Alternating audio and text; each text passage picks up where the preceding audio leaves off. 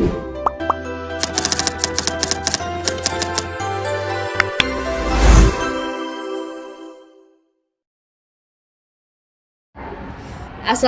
warahmatullahi wabarakatuh. Halo semuanya, perkenalkan nama saya Alessi Tiavia dengan NIM 1103624044. Nah, jadi di video kali ini saya akan membahas sebuah pembahasan yang biasanya tuh orang nggak banyak ngebahas tentang ini, tapi ternyata ini tuh bakal penting banget, yaitu tentang pemeliharaan aset pendidikan.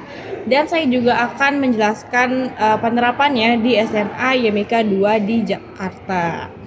Oke, nah video ini tuh dibuat untuk memenuhi tugas mata kuliah manajemen aset, sekaligus memberikan sebuah gambaran nih gimana sekolah itu ngejaga dan juga ngerawat sarana dan prasarana yang ada di sana agar tetap layak dan juga bisa berfungsi dengan optimal untuk mendukung kegiatan belajar mengajar di sekolahnya.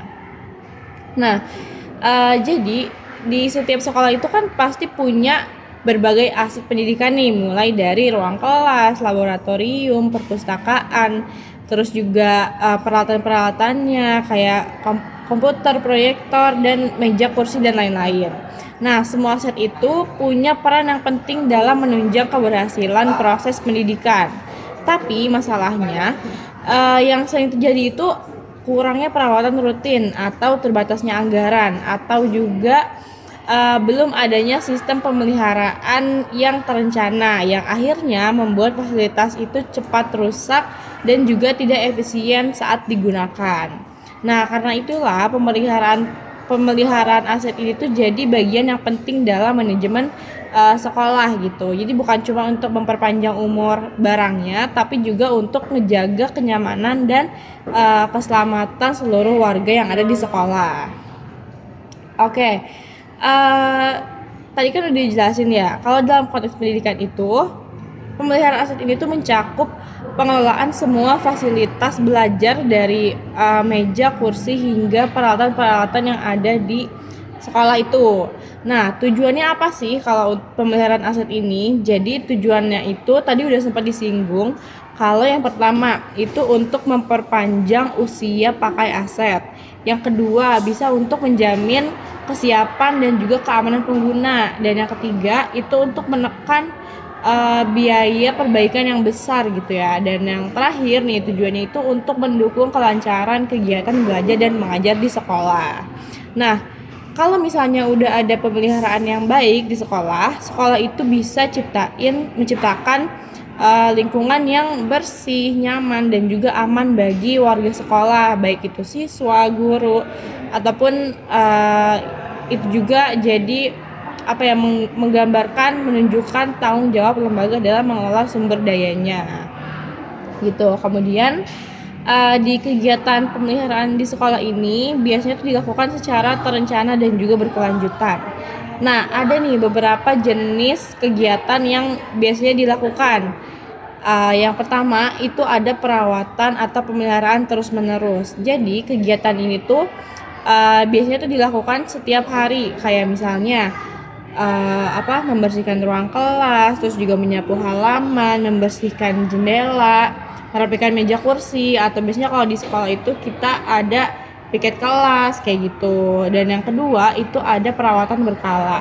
Nah, kalau perawatan berkala ini dilakukan pada satu waktu tertentu aja, misalnya kayak ada jadwal pengecatan ulang dinding, terus juga ada perbaikan genting yang bocor ataupun servis AC setiap beberapa bulan sekali. Nah, kemudian itu ada ada perawatan atau pemeliharaan preventif. Nah, pemeliharaan atau perawatan preventif ini berarti dia itu memeriksa ataupun mencegah sebelum terjadinya kerusakan. Kayak misalnya adanya jadwal untuk mengecek instalasi listrik dan juga air, terus juga mengganti suku cadang yang rusak, terus juga pengecekan AC gitu ya. Jadi rajin-rajin diservis gitu daripada kita harus membeli baru dengan biaya yang lebih besar gitu. Kemudian yang terakhir adalah perawatan atau perbaikan darurat. Nah, perbaikan darurat ini tuh dilakukan ketika kerusakan itu biasanya terjadi secara mendadak, kayak misalnya proyektor yang tiba-tiba mati, terus juga pintu kelas yang tiba-tiba rusak atau pintu kamar mandi kayak gitu. Nah, semua kegiatan ini dilakukan untuk memastikan nih bahwa aset-aset yang ada di sekolah itu selalu siap digunakan dan tidak mengganggu kegiatan belajar dan mengajar siswa kayak gitu. Nah, karena tadi kita udah membahas tentang teorinya, sekarang kita masuk nih ke bagian penerapannya. Itu kita akan membahas di penerapannya pemeliharaan aset di SMA YMIK 2 Jakarta. Nah, SMA YMIK 2 Jakarta ini adalah sekolah swasta yang berada di bawah naungan Yayasan Memajukan Ilmu Kebudayaan. Sekolah itu didirikan pada tahun 17 Oktober 2013 dan berlokasi di Jalan Manggarai Utara, Jakarta Selatan. Nah, dengan moto yang ada di SMA YMIK 2 ini itu adalah unggul, cerdas, dan berakhlak. Jadi di SMA ini tuh berkomitmen nih untuk menciptakan lulusan yang tidak cuman berprestasi dalam akademik tapi juga punya karakter yang kuat dan siap bersaing gitu secara global.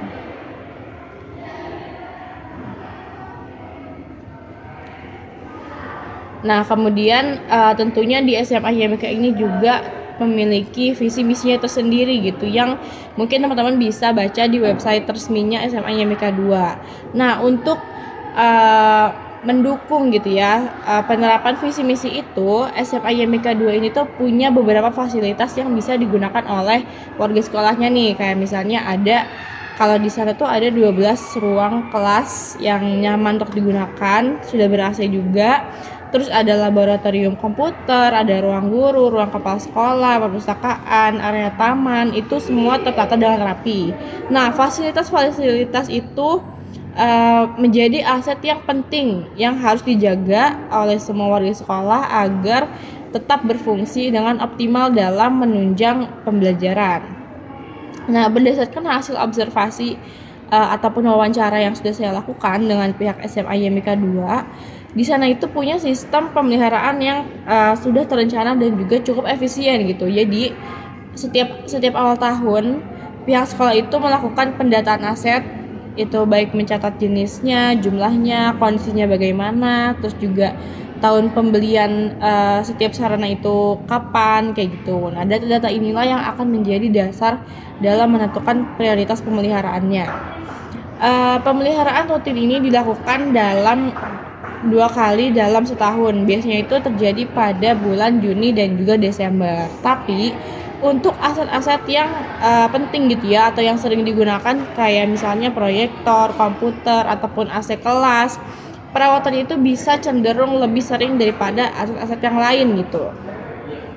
Kemudian sekolah ini juga punya mulai menerapkan sistem pelaporan langsung. Jadi kalau misalnya ada guru ataupun siswa yang menemukan aset yang rusak, maka mereka itu bisa langsung lapor ke bagian sarana dan prasarananya. Kemudian petugasnya itu akan melakukan pemeriksaan dan menentukan apakah perbaikan ini bisa dilakukan segera dengan dana operasional harian atau perlu menunggu anggaran berikutnya.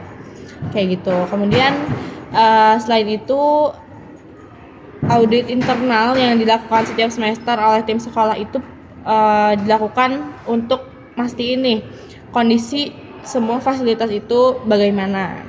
Nah, hasil audit ini digunakan sebagai bahan evaluasi dalam rapat tahunan sekolah yang menjadi dasar dalam penyusunan RKS atau rencana kerja sekolah di tahun-tahun berikutnya. Kemudian selain itu, sekolah ini juga punya prinsip efisiensi anggaran. Nah, jadi daripada langsung mengganti aset yang rusak, mereka itu lebih milih memperbaiki terlebih dahulu aset-asetnya. Kayak misalnya tadi dicontohkan, kayak AC yang udah nggak dingin itu diservis dulu gitu, bukan langsung diganti yang baru. Nah, hal ini tuh membantu sekolah itu menghemat dana dan memastikan aset tetap digunakan secara maksimal.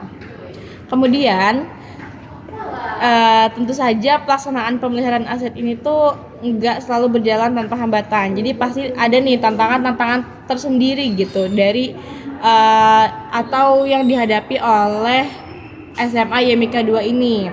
Nah, tantangannya itu apa? Jadi kalau berdasarkan hasil wawancara kemarin, tantangan terbesarnya itu yang pertama ada di keterbatasan anggaran, dan yang kedua ada di kerusakan yang mendadak akibat penggunaan sehari-hari, entah itu dari siswanya atau dari faktor lainnya.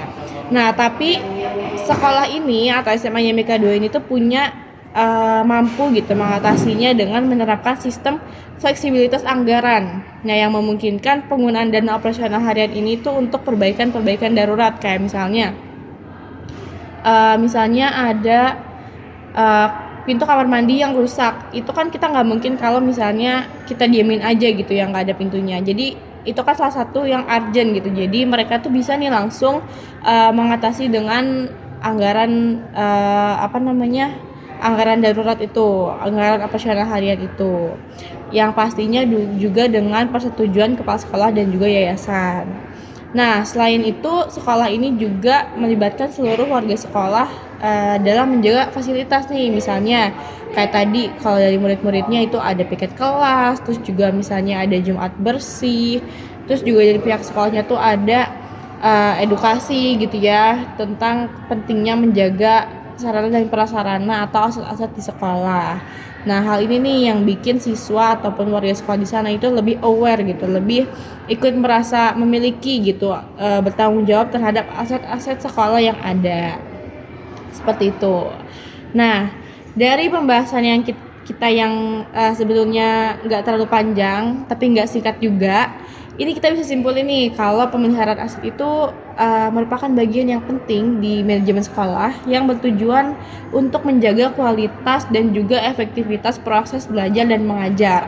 Nah, mulai dari perawalan rutin, berkala, preventif gitu ya. Sekolah itu bisa memperpanjang umur ataupun nilai guna suatu aset gitu untuk menjamin keselamatan serta juga untuk menciptakan lingkungan belajar yang aman dan nyaman bagi para penggunanya, yaitu bagi para guru, siswa dan lain-lain gitu. Nah, SMA YMK 2 juga tadi kalau kita lihat itu bisa jadi contoh yang baik nih gimana cara mereka menanamkan sistemnya pemeliharaan aset itu bisa berjalan gitu ya dengan efektif walaupun dengan sumber daya yang terbatas. Nah, dengan perencanaan yang jelas, pelaporan yang cepat dan juga kerjasama antar guru dan semua pihak di sekolah untuk menjaga fasilitas itu tetap optimal, alur pemeliharaannya itu jadi lebih efektif gitu. Jadi semua itu ikut saling menjaga. Oke, mungkin pembahasan kita tentang pemeliharaan aset dan juga penerapannya di SMA YMK 2 ini sudah dicukupkan sampai situ saja. Terima kasih buat teman-teman yang sudah menyimak pembahasan ini. Semoga video ini dapat bermanfaat dan dapat menjadi inspirasi bagi sekolah-sekolah lain untuk terus menjaga dan juga merawat aset-aset yang ada di sekolah teman-teman semua. Akhir kata saya ucapkan selamat tinggal. Wassalamualaikum warahmatullahi wabarakatuh.